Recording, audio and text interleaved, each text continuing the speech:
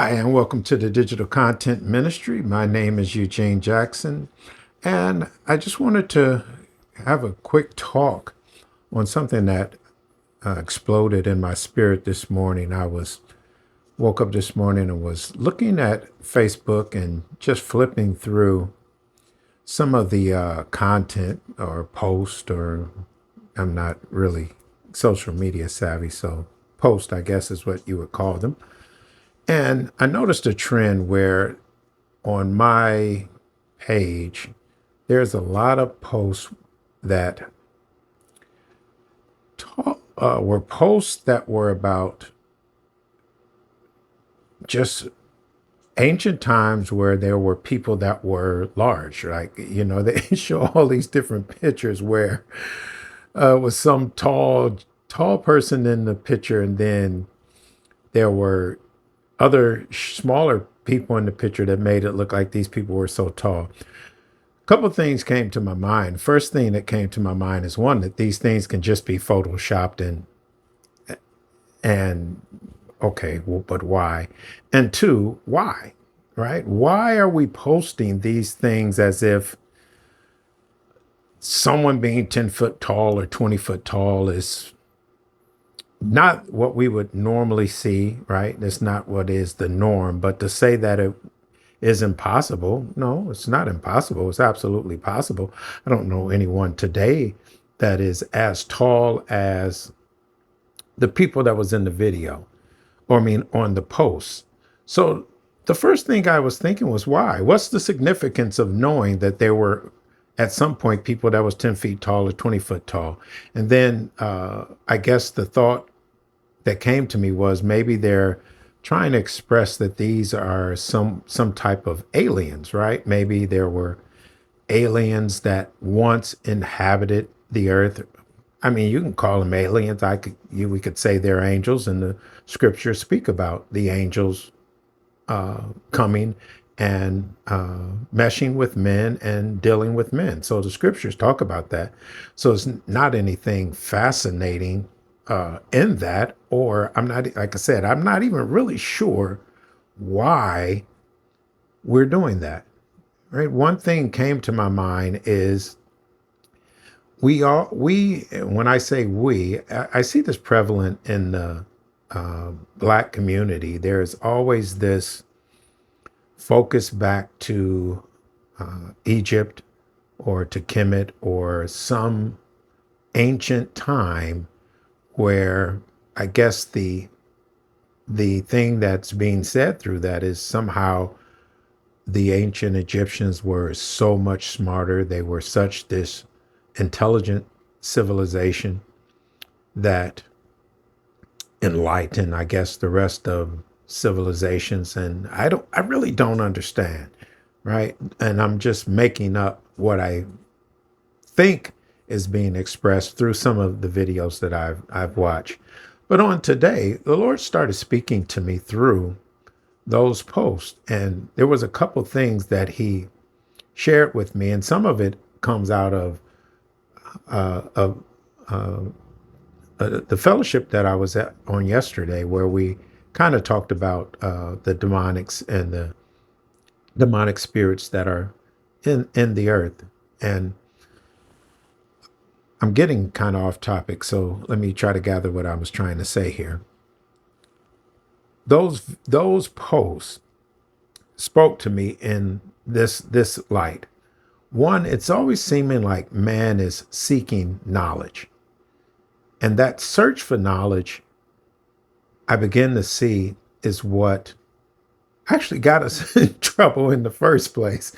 If you go back to the scriptures in Genesis chapter 3, where it's talking about the serpent and the woman and Adam in the garden, what he tempted Eve with was knowledge. And I begin to see through all the posts that I've been seeing recently how man has this thirst for knowledge. And there is nothing wrong with thirsting for knowledge. But what the Lord began to show me is the problem comes when we try to seek knowledge apart from God. And that's what got Adam in trouble in the garden, or that's what enticed Eve and then allowed her to speak to Adam in such a way that he heeded her voice. It was a desire to know, a desire for knowledge. And I say all that to say we have to be careful when we are seeking knowledge, in that the source that we receive that knowledge is just as important as the knowledge that we receive. I'll say that again. The source from which we receive knowledge is just as important as the knowledge we receive, if not more, because the source really plays an important part in that the knowledge that you're receiving may have nothing to do with your purpose, right? And that's the danger with seeking knowledge for the sake of knowledge, which I see a lot of times is what's being preached, right? For lack of a better word, what's being preached. Because I also see a lot of times what we do is we try to separate religion from anything else. And when I mean anything else, I'm saying we try to separate religion from philosophy. We try to separate religion from science. We try to separate religion from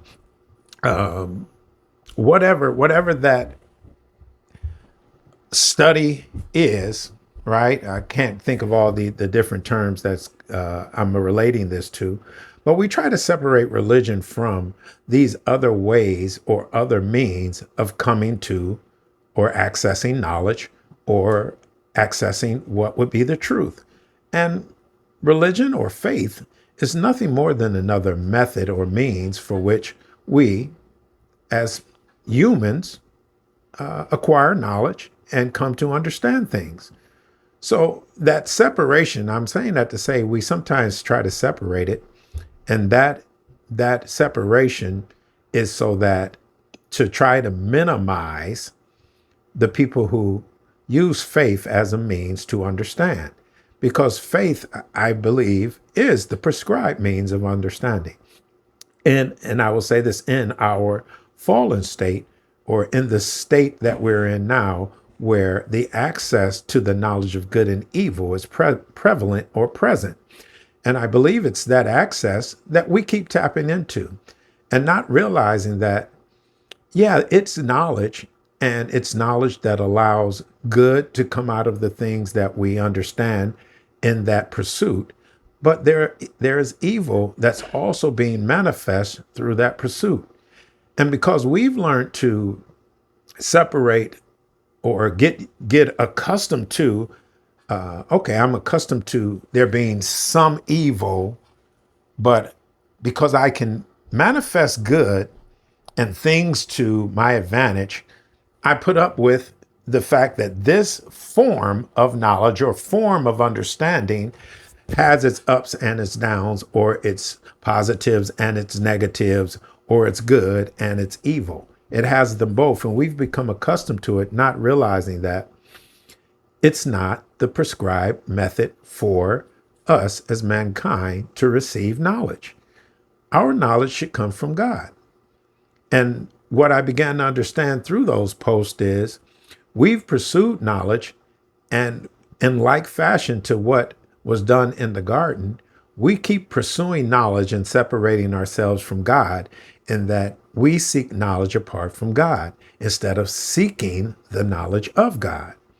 Because what the Lord had begun to show me, more recently than something that I've understood for a long time, is that there are different forms of knowledge. And I'm saying that word forms so that we realize that heaven and earth are two forms of the same thing, right? And we say this a lot in our circles as believers, that earth is a reflection of heaven, right? It's just it's a form of heaven, right? It's a reflection, for me, it's a reflection of heaven. So the things going on in heaven are being reflected in the earth, and you see a manifestation in the earth, it kind of lets you know what's going on in heavenly realms. So that's what I'm saying when I say it's a form of heaven. And knowledge is the same way. There is a knowledge in the spirit, and that's the knowledge of God. And there are forms of knowledge that we tap into in the earth. And we have to be careful in our pursuit of knowledge to understand that we should always be seeking the knowledge of God. And I see too often where we're seeking knowledge for the sake of knowledge. We are telling how many books we read and how much of this we've done and how much of this we studied and how much of that we know. But is the source God? That would be my question. Is the source of that knowledge that you're receiving the creator? Is it the one that created you? And why is the source important? Because knowledge for the sake of knowledge doesn't help you fulfill your purpose. I'll say that again. Knowledge for the sake of knowledge does not help you to fulfill your purpose. Oh, it could get you the things that you want, but what you want may not be why God created you. So his purpose is paramount. Fulfilling his purpose is paramount. And what better way to understand how to fulfill his purpose than to receive the knowledge from the one who created you? So first off, we have to understand that there is a knowledge that comes out of the world, and there is the knowledge of God. The knowledge that comes out of the world is the knowledge that was introduced in the garden when Adam partook of the tree of the knowledge of good and evil. It's intellectual. It's an intellectual form of knowledge that comes out of our experiences. And although you do gain knowledge through that means, it is not the means that God prescribed from the beginning. And what I started to question as I began praying this morning is, why do we seek after knowledge in the way that we do, not realizing that what we keep doing is the same thing that is talked about in Genesis chapter 3. We keep seeking after knowledge apart from God. And it produces a fall every single time, a fall from grace. And we don't understand. I'm not going to say we don't understand. What I began to realize and what the Lord began to open my understanding to is, when we do that, we are falling from grace in the same way that Adam and Eve fell from grace in the garden. We're removing ourselves from access to life, just as it is spoken of in the scriptures. When they partook of knowledge apart from God, they were removed from his presence, removed from access to the tree of life. And in like manner, we keep doing the same things, not realizing it. That every time when we seek after knowledge apart from God, we're separating ourselves from grace. We're separating ourselves from the access to the tree of life. It's the same thing. And it's amazing how the Lord began to help me to understand it's the same thing happening over and over and over again. And some braggadociously about all the books they read and all the knowledge they've acquired, and not realizing that knowledge for the sake of knowledge is not helping us to fulfill our purpose. And then if we realize that, we would pursue the knowledge of God, or we should pursue the knowledge of God. I would think when we get that understanding that we would. And some of the problem is we haven't gotten that understanding. I'm not going to sit here and say for the past 50, 60 years of my life that this understanding I always had. At one point, I thought knowledge for the sake of knowledge was good. The more I knew, the better off I was. But what the Lord is starting to hone and cause me to understand, right? The repentance that he's working in me is an understanding that it is the knowledge of God that we need, not the knowledge for the sake of knowledge. And the difference being, the knowledge of God is the knowledge that causes us to fulfill our purpose. And this is a knowledge that the Lord, again, began to speak to me on this morning about as I was looking through those posts, that's what he spoke to me. Like this is a search for knowledge and a desire for knowledge similar to what's happening in the garden. And what I mean by this, I mean what I was looking at. All of these posts that were talking about knowledges of other civilizations and the knowledge of certain people, even today, how we brag about the things we've read and the knowledge we've acquired and the things we've studied apart from God. And that's the key, apart from God. And what the next question that came to me, or answer that came to me, is why we do that.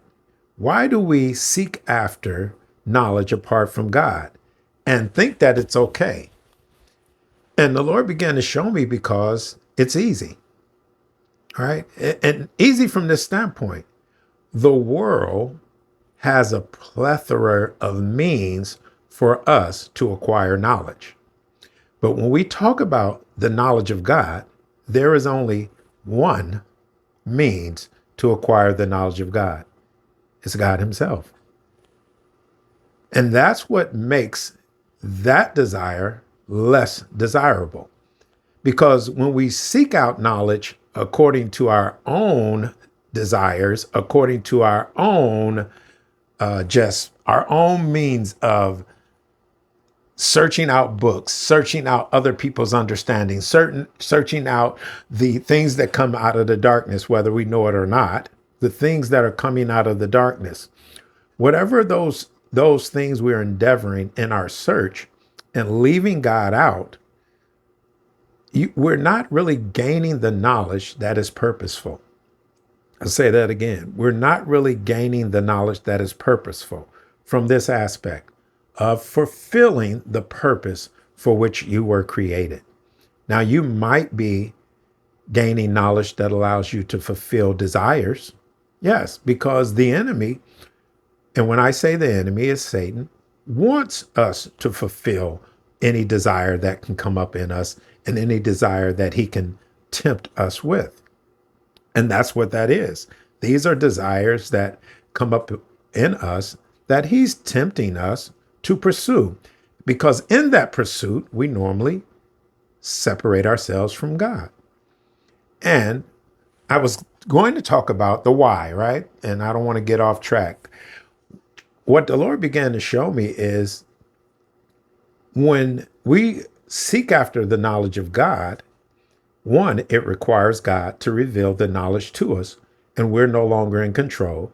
That's why that pursuit is not normally the pursuit that we take, because the knowledge of the world is easily accessible. We're more in control, right? Because I can just pick up a book and read it, right? I can, even with the scriptures, I can just go to the scriptures and read it and get an intellectual understanding based in the knowledge of good and evil, right? But again, you're getting us understanding in the knowledge of good and evil. That is a fallen state. I'll say that again. That is a fallen state. That's not the optimal means of receiving knowledge. And I didn't have this understanding, so I'm not saying this in any way to try to put someone down, but I'm trying to lift someone up. I'm trying to get us to a place where we understand that the knowledge of good and evil is the knowledge of a fallen state. And a lot of us have gotten so adapted to that form and using that form of knowledge that that's what we use. And we've gotten comfortable in it because it allows us to have successes and failures. And we've become accustomed to the successes and the failures. But in the knowledge of God, there are no failures. The knowledge that comes from God, I'll say it again, in that knowledge, there is no failure. It is perfect. It is tuned to your purpose, but it's not easily acquired. And when I say it's not easily acquired, from this standpoint, you're no longer in control. And I think that's why a lot of people don't seek after the Lord for understanding, they go to all these other easily accessible means that allow them to stay in control. But the knowledge of God is the knowledge that we, especially as believers, should seek after. And that requires patience on our part. Patience to wait until God reveals.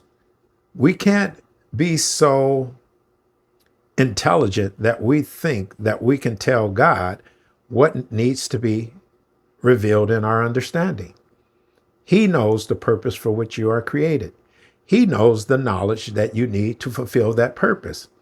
And our position in that is that we need to be patient to, one, seek him, be dependent upon him for that knowledge, allow him to reveal what we need to know and understand, not try to tell him what we need to know and understand, which is what we normally are seeking to do. We're normally seeking to be in control. And that's what the Lord began to show me. It's because when we seek after the knowledge of God that we're no longer in control, that men do not seek after the knowledge of God. They allow the intellect and the knowledge that comes out of the knowledge of good and evil to be what we use. But again, that's not the optimal form of knowledge that God created for us as mankind to operate in. So this was going to be a quick talk, and I'm going to leave it there. I pray that the words that I just said would enlighten in you a realization of the knowledge of God. And the knowledge of God is not the same as the knowledge of the world. And my prayer is that you would, through these words, that the Lord would speak to your heart to enlighten and broaden your understanding in the difference in the two, and to place in you a desire for the knowledge of God, for the knowledge that allows us to fulfill our purpose. And that knowledge comes from the one that created us. What better source? We don't need man to teach us, the Bible says. If you have the Spirit of God in you, you have the teacher in you, and he will teach you. He will reveal to you the knowledge of those things that you need to understand to fulfill your purpose. But it does require us dying to self and allowing him to teach us, allowing him to be the one that tells us what we need to understand or reveal to us what we need to understand instead of us trying to be in control. And I pray that through these words, the Lord would speak to you in that manner, that you would receive these words by the Spirit, and that the seed of his Spirit that is in the words that I'm speaking would be planted in hearts and in minds, and that, Lord, you would water those seeds to bring a harvest for your kingdom. And I declare, yes, it is so. In Yeshua's name, amen.